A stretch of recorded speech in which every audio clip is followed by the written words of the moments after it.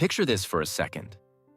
It's Friday evening, the end of a long work week, and your phone is completely silent.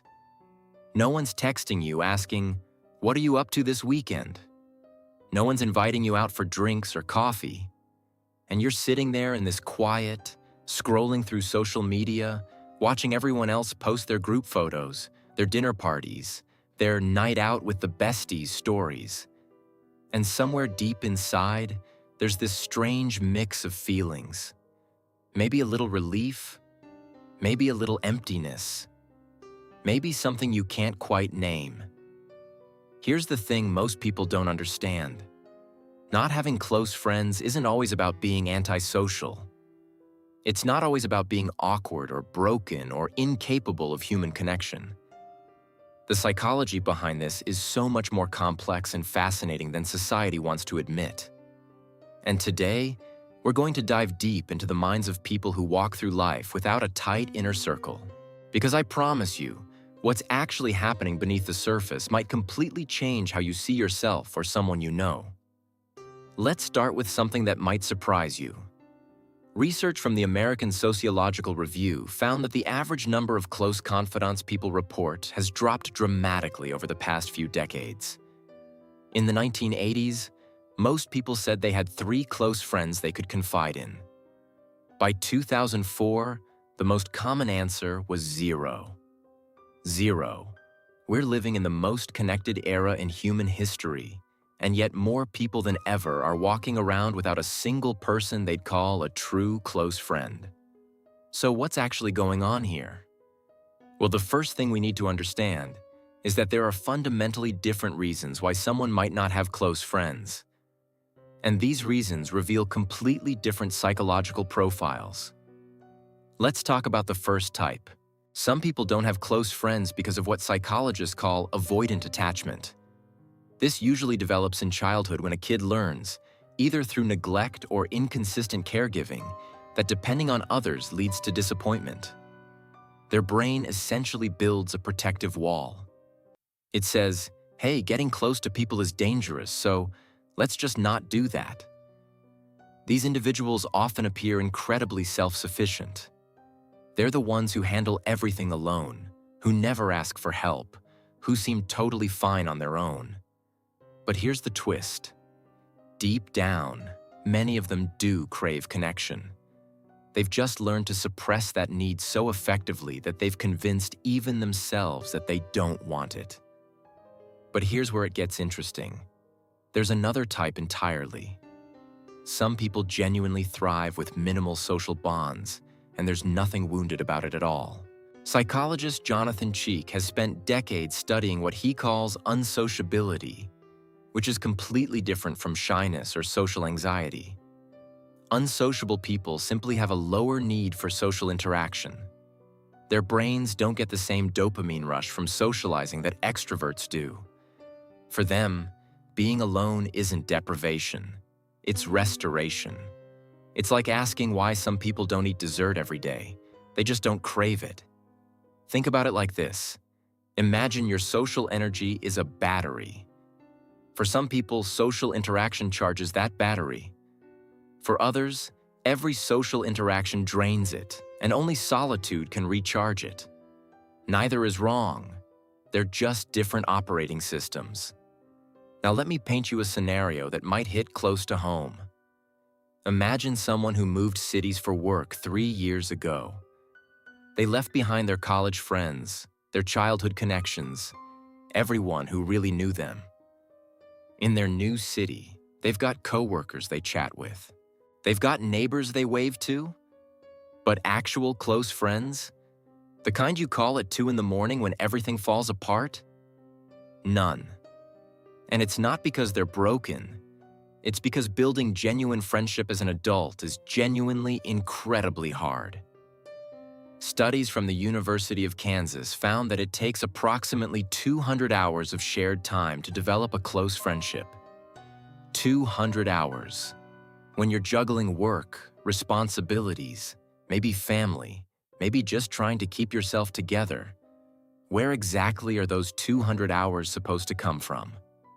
This is what I call the adult friendship paradox.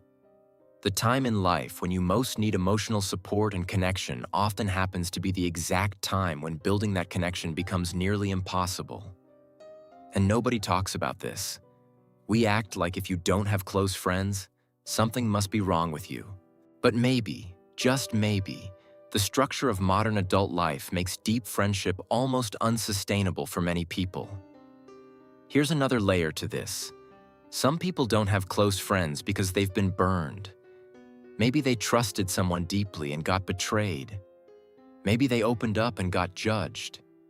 Maybe they invested years in a friendship only to watch it dissolve over something trivial.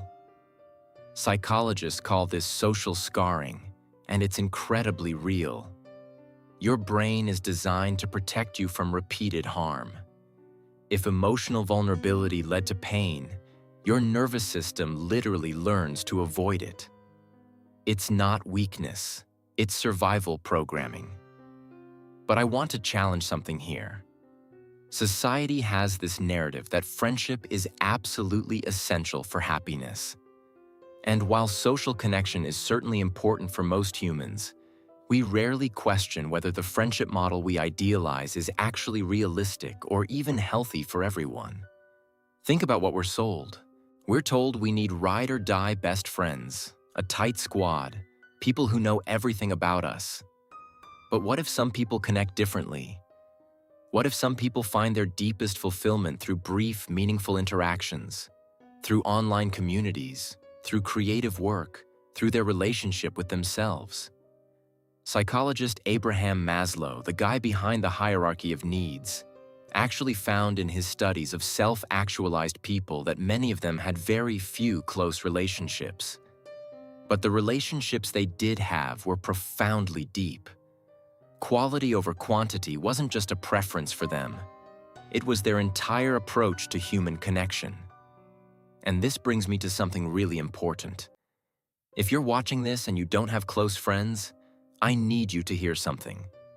The absence of a traditional social circle does not mean the absence of value, meaning, or even connection in your life.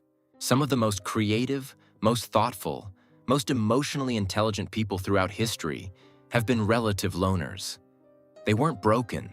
They were just wired to walk a different path. But here's the nuance.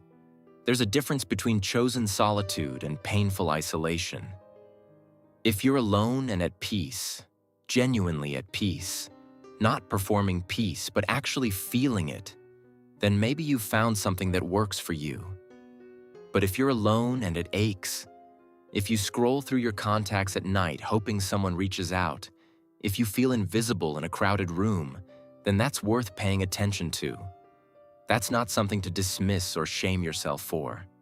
That's information. That's your psyche telling you it needs something. The beautiful thing about understanding the psychology behind this is that it gives you choice. If you recognize avoidant patterns in yourself and you want deeper connections, there are ways to gently work with that. It starts small. It starts with tiny vulnerabilities, sharing something real with someone, letting them see a crack in the armor. It's uncomfortable at first because your nervous system has been trained to keep those walls up. But with time and safety, those walls can become doorways. If you're someone who genuinely thrives alone, this gives you permission to stop apologizing for it. Stop measuring yourself against extroverted standards that were never meant for you. Your brain isn't broken. Your needs are just different. And that's okay. As we wrap this up, I want to leave you with this thought.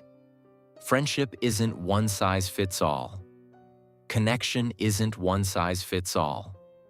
What matters isn't whether your life looks like a sitcom with a lovable group of friends on a couch.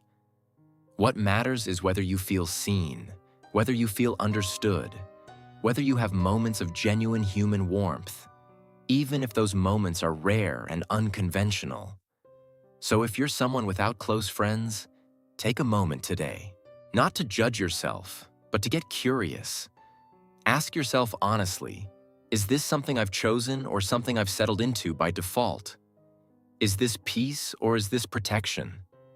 The answer won't always be clear, and that's okay. Sometimes just asking the question is the first step toward understanding yourself more deeply than you ever have before. And if any of this resonated with you, if you felt seen for even a moment, drop a comment and let me know. Because ironically, sometimes the deepest connection happens between strangers who finally feel understood.